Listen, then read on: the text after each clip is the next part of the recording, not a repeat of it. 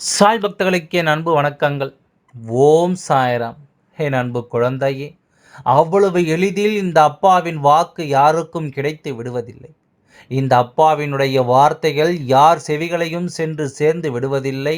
ஆனால் உன் அப்பா நான் உன்னை தேடி வந்திருக்கின்றேன் என்றால் நிச்சயமாக இன்று இதற்கான காரணத்தை நீ தெரிந்து கொள்ள வேண்டும். உன்னுடைய வாழ்க்கையில் நான் எதை நடத்த வந்திருக்கின்றேன் என்பதனை நிச்சயமாக என்னவென்று நீ தெரிந்து கொள்ள வேண்டும். உனக்கு ஏதாவது புரிகின்றதா? அப்பா சொல்கின்ற வார்த்தைகள் ஏதாவது உன் மனதிற்கு தெளிவை கொடுக்கின்றதா? யாரையும் தேடி செல்லாதே. அப்பா உன்னை தேடி செல்ல வந்திருக்கின்றார் என்றால் நிச்சயமாக அதனை நீ யோசிக்க வேண்டும். யாரிடத்திலும் யாரிடத்திலும் அவ்வளவு எளிதில் நின்று பேசிவிடாத உன் அப்பா உன்னிடத்தில் பேச துடிக்கிறேன் என்றால் நிச்சயமாக அதனை நீ என்னவென்று உணர வேண்டும். உனக்காக எப்பொழுதும் நான் உன் முன்னால் நிற்கின்றேனே என்று கேட்டால் நிச்சயமாக கிடையாது. நீ அழைத்த பொழுதெல்லாம் நான் உன்னை தேடி வந்தேனா என்று கேட்டால் அதுவும் நிச்சயமாக கிடையாது. ஆனால் என் குழந்தை, நீ ஒன்று மட்டும் புரிந்து கொள். நீ அழைத்தாலும் சரி, அழைக்கவில்லை என்றாலும் சரி, அப்பா எப்பொழுதும் உன் அருகில்தான் இருந்து கொண்டிருக்கின்றேன் என்பதனை நீ புரிந்து கொள்ள வேண்டும். அப்பாவின் அன்பு உனக்கு கிடைத்திருப்பதில் நிச்சயமாக ஆச்சரியம் ஒன்றும் இல்லை. அதற்கு ஒரு காரணம் உண்டு.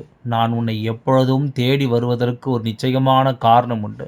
உன்னுடைய அன்பை நான் எப்பொழுதும் மதிக்கின்றேன். நீ என் மீது கொண்ட நம்பிக்கையை நான் ஏற்றுக்கொள்கின்றேன். உனக்கு வாழ்க்கையில் வருகின்ற எல்லா கஷ்டங்களையும் நான் என்னுடையதாக நினைக்கின்றேன். உன்னுடைய சந்தோஷங்களை நான் என்னுடையதாக பகிர்ந்து கொள்கின்றேன். உனக்கு வரக்கூடிய நன்மைகளையும் தீமைகளையும் இந்த அப்பா நான் சரியாக ஏற்றுக்கொள்கின்றேன். எல்லா இடத்திலும் உனக்கு ஒரு துன்பம் என்று வரும்பொழுது அந்த இடத்தில் நின்று உன்னை காப்பாற்ற நான் ஓடோடி வருகின்றேன். அப்படியானால் இதற்கு என்ன அர்த்தம்? நான் உனக்கு மட்டும் இத்தனை தனித்துவம் கொடுப்பதற்கு என்ன அர்த்தம்? நான் உன் மீது கொண்ட அன்பு, நீ என் மீது கொண்ட அன்பை விட நான் உன் மீது கொண்ட அன்பு அளவிட முடியாது. உனக்கும் எனக்கும் போட்டி வைத்து கொள்ளலாம். அப்பாவின் அன்பு பெரியதா, உன்னுடைய அன்பு பெரியதா என்று. நிச்சயமாக என்னுடைய அன்புதான் வெற்றி பெறும். ஏன் தெரியுமா? நீ கூட சில நேரங்களில் உன்னை சுற்றி இருக்கின்ற இந்த மனிதர்களுடைய வார்த்தைகளை கேட்டு, அவர்கள் பேசுகின்ற விஷயங்களை கேட்டும் என்னை மறந்து நிற்கலாம். உனக்கு வேறெங்கிலும் ஒரு ஆறுதல் கிடைத்துவிட்டது என்றால் இந்த அப்பாவை மறந்து நீ அங்கு செல்லலாம். ஆனால் உன் அப்பா நான் அப்படி அல்ல. என்ன நடந்தாலும், எப்பேற்பட்ட சக்திகள் என் முன்னால் நின்றாலும் நான் என் குழந்தைதான் எனக்கு முக்கியம் என்று நான் உன்னை விட்டு வேறு எங்கும் செல்ல மாட்டேன். நீ நினைக்கலாம், நமக்கு கஷ்டம் வரும்பொழுது, துன்பம் வரும்பொழுதும் அப்பா அப்பொழுது என்ன செய்து கொண்டிருக்கின்றார்? எப்பொழுது நம்மோடு தான் இருக்கின்றாரா? ஆனால் நமக்கு ஒரு கஷ்டம் வரும்போது இவர் ஒன்றும் நமக்கு செய்தது போல் இல்லையே என்று நீ யோசிக்கலாம். என் அன்பு குழந்தையே, நீ உன்னுடைய கஷ்டங்களை நீ உணர்வதற்கு முன்பாகவே நான் அறிந்து வைத்திருக்கின்றேன். உனக்கு என்ன பிரச்சனைகள் வரப்போகிறது, என்ன துன்பங்கள் வரப்போகிறது, இப்பொழுது நீ எதை எதிர்கொள்ளப் போகின்றாய், எதையெல்லாம் உன் அப்பாவுக்கு நன்றாக தெரியும். அப்படி இருக்கும்போது நான் எதுவும் செய்யாமல் அந்த இடத்தில் அமைதி காத்து நிற்பதற்கு காரணமே இந்த பிரச்சனையை நீ எதிர்கொள்ள வேண்டும் என்பதற்காகத்தான். இந்த அப்பா நல்ல எண்ணத்தோடு தான் அதை உனக்கு செய்கின்றேன் என்பதனை நீ மறந்து விடாதே. இந்த கஷ்டங்களையும் இந்த துன்பங்களையும் நீ எதிர்கொண்டால் மட்டும்தான் இந்த வாழ்க்கை உனக்கு பக்குவத்தை கொடுத்து எப்பொழுதும் இனி வரக்கூடிய சூழ்நிலைகளிலிருந்து உன்னை காப்பாற்றும். எப்பொழுதும் உனக்கு வரக்கூடிய பிரச்சனைகளிலிருந்து உன்னை நிச்சயமாக மீட்டெடுக்கும். என் அன்பு குழந்தையே, என்னவாகும் என்பது எல்லாம் ஒரு எண்ணம். நடக்கும் என்பது எல்லாம் ஒரு புறம். என்ன நடந்தாலும் அப்பா நிற்கின்றேன் என்பது மட்டும்தான் உண்மை. உனக்கு எப்படிப்பட்ட விஷயங்கள் நடந்தாலும் அந்த இடத்தில் உன்னை காக்க சாய் அப்பா நான் இருக்கிறேன் என்பதுதானே உண்மை.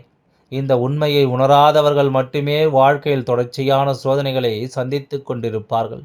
இந்த உண்மையை உணர்ந்த குழந்தைகள் எப்பொழுதும் நமக்கு நம் அப்பா இருக்கின்றார் என்பதனை உணர்ந்த குழந்தைகள் இந்த வாழ்க்கையில் வருகின்ற எப்படிப்பட்ட பிரச்சனைகள் இருந்தாலும் அதிலிருந்து நிச்சயமாக மீண்டு வந்து விடுவார்கள். ஒரு கஷ்டம் வந்துவிட்டது என்றவுடன் எப்பொழுதுமே தெய்வத்தை நாம் திட்டுவதோ அல்லது தெய்வத்திற்கு நம் மீது அன்பு இல்லை என்றோ நினைத்து விடக்கூடாது.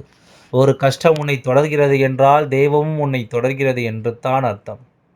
ஒரு சோதனை உனக்கு நடக்கிறது என்றால் அந்த இடத்தில் தெய்வம் அந்த சோதனையை பாதியாக குறைத்ததுதான் உனக்கு கொடுக்கிறது என்பதனை நீ புரிந்து கொள்ள வேண்டும். முழுமையாக எதையுமே இந்த வாழ்க்கை உனக்கு தெய்வம் தரவில்லை என்பதனை முதலில் நீ புரிந்து கொள்.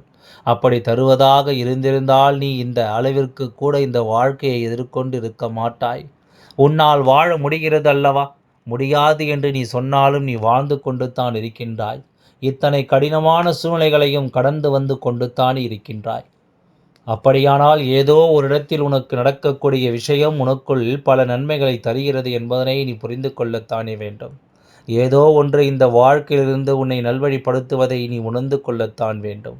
எதையுமே எடுத்தோம் கவிழ்த்தோம் என்று ஒரு முடிவுக்கு கொண்டு வருவதோ அல்லது ஒரு பிரச்சனை வந்தவுடன் தெய்வமே இல்லை என்று சொல்லிவிடுவதோ முறையாகுமா?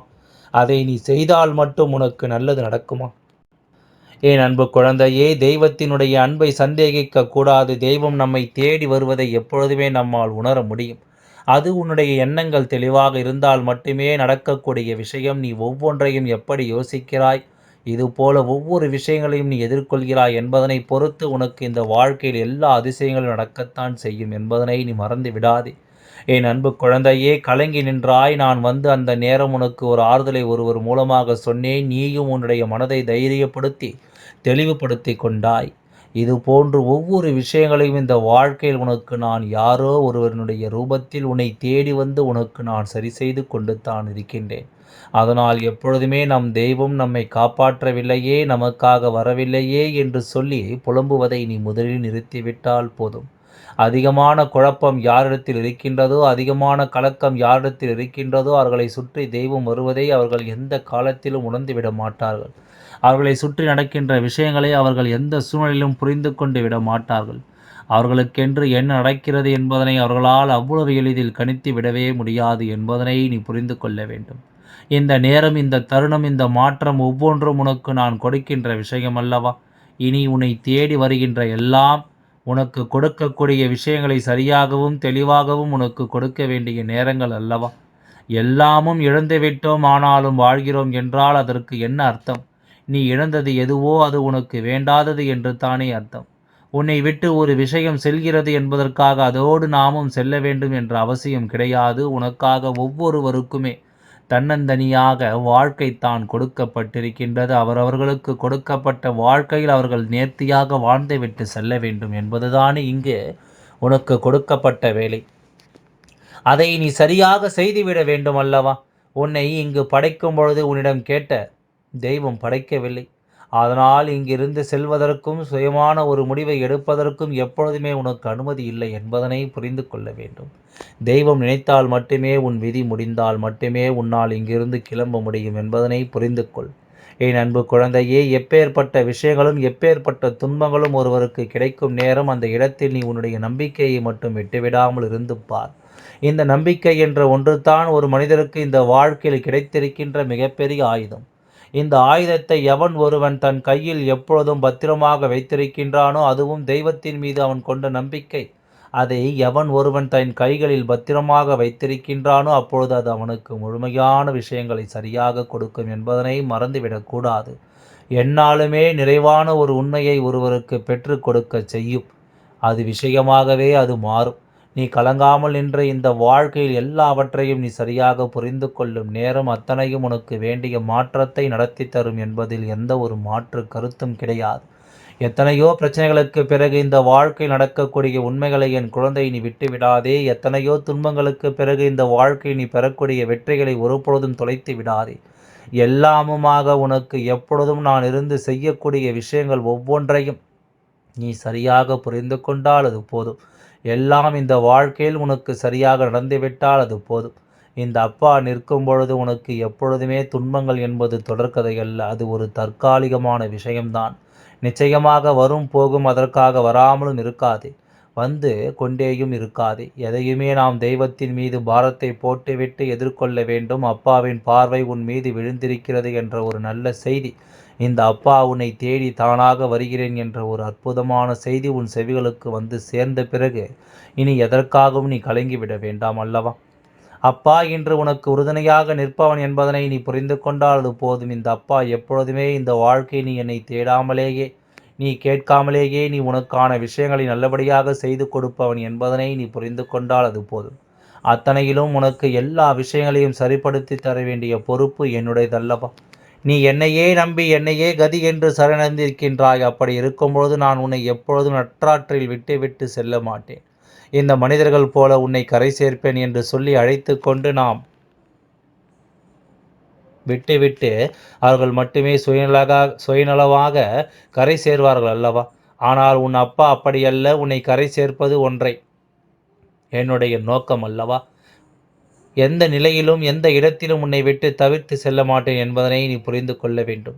நீ என் மீது கொண்ட அன்பும் நம்பிக்கையும் நீ என் மீது கொண்ட உண்மையான எண்ணங்களும் எப்பொழுதும் உன்னை நல்லபடியாக கொண்டு வந்து நிறுத்தும் என்பதனை நீ புரிந்து கொள்ள வேண்டும். நல்ல மாற்றங்களை கொண்டு வந்து உனக்கு பேரதிசயங்கள் நடத்தும் என்பதனை நீ தெரிந்து கொள்ள வேண்டும். எல்லா நிலையிலும் நான் உனக்கு துணையாக இருந்து உன்னை வழிநடத்துகின்றேன். எல்லாம் நல்லபடியாகவே நடந்து முடியும். ஓம் சாய்ராம். நன்றி. வணக்கம்.